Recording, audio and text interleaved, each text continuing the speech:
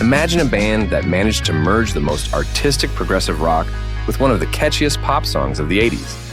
Does it seem impossible? That's exactly what Genesis did. Stay until the end of this video to find out how they achieved this feat.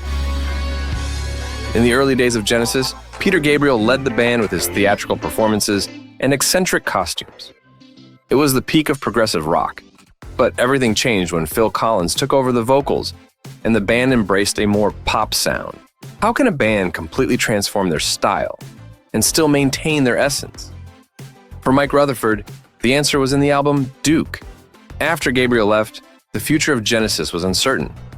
There were already bands like King Crimson doing more complex progressive rock. Without Gabriel, it seemed Genesis was destined to disappear. The search for a new vocalist was tough. Phil Collins, tired of failed auditions, decided to give it a try. "I can do better than this," he said. And so, almost by chance, Collins became the voice of Genesis. Despite criticisms that Collins ruined the band, the album A Trick of the Tail proved otherwise. Songs like Entangled and Dance on a Volcano showed that Genesis was still a progressive force. When Steve Hackett left the band, Genesis became a trio. The album And Then There Were Three was a transitional phase, but the true rebirth came with Duke. Mike Rutherford believes that Duke was crucial for Genesis' survival. It was when the band found their new identity, after experimenting with solo projects. Rutherford said, "If Duke hadn't happened, I don't think we would have continued." Duke may be seen as the start of Genesis' commercial years, but that doesn't diminish the quality of the songs. Misunderstanding is one of the band's best breakup songs, while Turn It On Again challenges the rhythmic standards of pop music. If you're enjoying this deep dive into Genesis history, make sure to hit the subscribe button and give us a thumbs up. And we'd love to hear from you. Comment below and tell us your favorite Genesis album or song. Genesis may have evolved, but they never lost their essence. They showed that it's possible to be complex and popular at the same time. In the 80s, the band really found their way in the pop scene. With the 1981 album Abacab, Genesis consolidated their new sound, mixing elements of progressive rock with synthesizers and more accessible rhythms. Songs like No Reply at All, There's no reply at all. There's no reply at all. Man on the Corner, But do you love it enough to leave it? showcase the band's ability to create catchy yet complex music.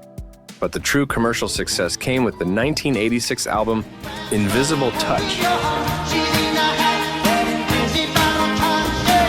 This album produced 5 singles that entered the top 5 of the Billboard Hot 100, including the title track Invisible Touch and Land of Confusion,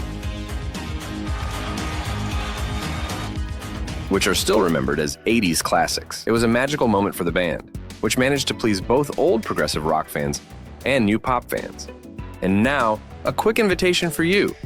If you're enjoying this content, don't forget to like the video and subscribe to the channel. Your interaction helps a lot in the growth of our channel and in the production of new videos. After the success of Invisible Touch, Genesis continued to produce quality music. In 1991, they released We Can't Dance, an album that was well received both commercially and critically. Singles like I Can't Dance and No Son of Mine proved that the band still had a lot to offer. During the 90s, there were significant changes in the band. Phil Collins, who was already having a hugely successful solo career, decided to leave Genesis in 1996. It was a hard blow, but the band decided to continue. Ray Wilson was chosen as the new vocalist, and in 1997, they released the album Calling All Stations. Although it didn't achieve the same commercial success as previous works, it was a brave attempt to keep the band alive. And now, Genesis fans, what is your favorite phase of the band? Leave your opinion in the comments and let's talk about it. From the 2000s onwards, Genesis members focused more on their solo projects.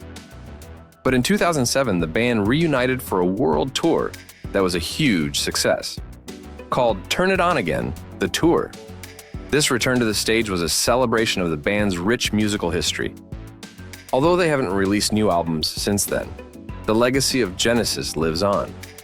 The band's influence can be seen in countless modern artists and bands, and their music continues to be appreciated by new generations of fans.